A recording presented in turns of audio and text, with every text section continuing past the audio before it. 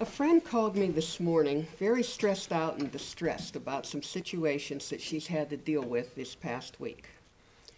I didn't cause any of the problems, and as much as I would have liked to, I couldn't fix any of them either. She was well aware of that, so why did she call me? She needed someone to listen to her. Not someone who would say, yeah, that was a bad week, all right, but wait till I tell you about mine.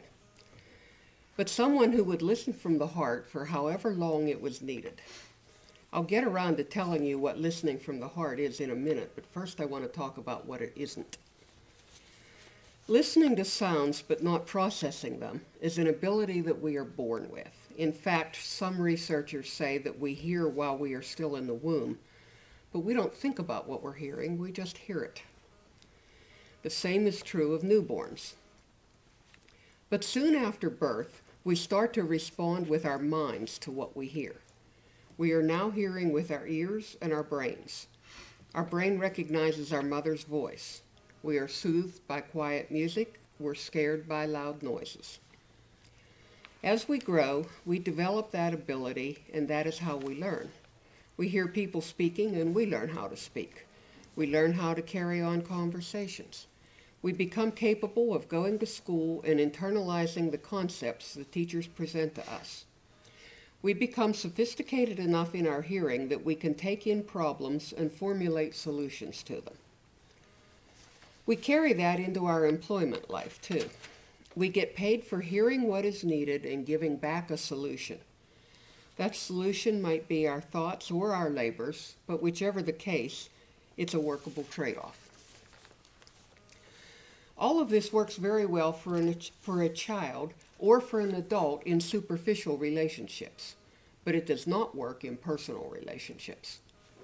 In a relationship where we truly want a connection with that other person, we have to learn to listen with the heart as well as with our ears and our brains. This is not an easy trait to cultivate, and I'm sorry to say many people never do. I'm going to be accused of being sexist here, but men are especially guilty of not listening with the heart. So many of them hear a problem and immediately attempt to analyze and fix it, when that's the last thing the person speaking really wants or needs.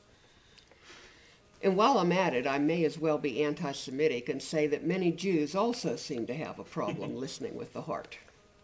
We are an intellectual people, and we pride ourselves on thinking and problem solving. But sometimes we need to put our hearts in charge instead of our heads and truly hear what another person is trying to tell us.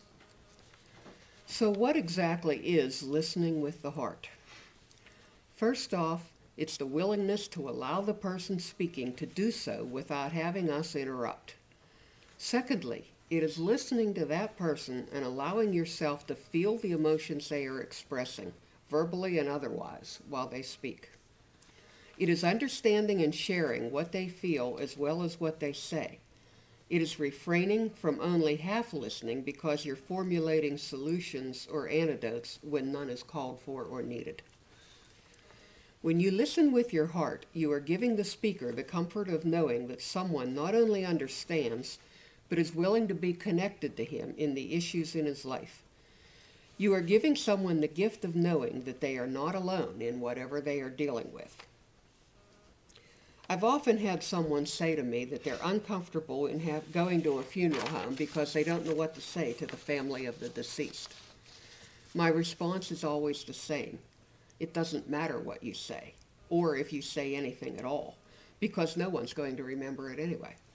What they will remember forever is that you were there with them when they needed you. Bless you. The same is true of listening with the heart. When you give that gift to a person, they will remember it far longer than they ever would remember anything you said to them. Think about our prayers. And I don't mean the ones you read out of a book in unison with a whole congregation, but the deeply personal prayers that exist only between you and God. Why are they valuable to you? When you pray, you don't hear a voice booming out of the heavens saying, okay, I'll take over now. This is what I think we need to do here. No, what you hear with your ears in response to your prayers is absolutely nothing. What you hear in response to prayers is in your heart. God listened, God cares, and God loves you. Wasn't that connectedness the real reason that you were praying in the first place? Chances are you already know the outcome or solution to whatever problem you take to God. You just need to talk to Him to reassure yourself that you aren't dealing with it alone. The same is true of many conversations that occur among husbands and wives, families, and friends, such as the one that I had this morning. They have no purpose except an attempt at connection with someone who cares about us. Unfortunately, too many of us respond to that attempt at connection by talking it to death until the person who initiated the conversation feels more alone than ever. Learning to listen with our hearts is not something that comes easily to most of us. It is an art that you have to make a committed effort to learn. But if you can do it, you will be giving one of life's greatest gifts to the people who seek you out. Even more than that, I truly believe that listening with our hearts will make us one of God's angels here on earth.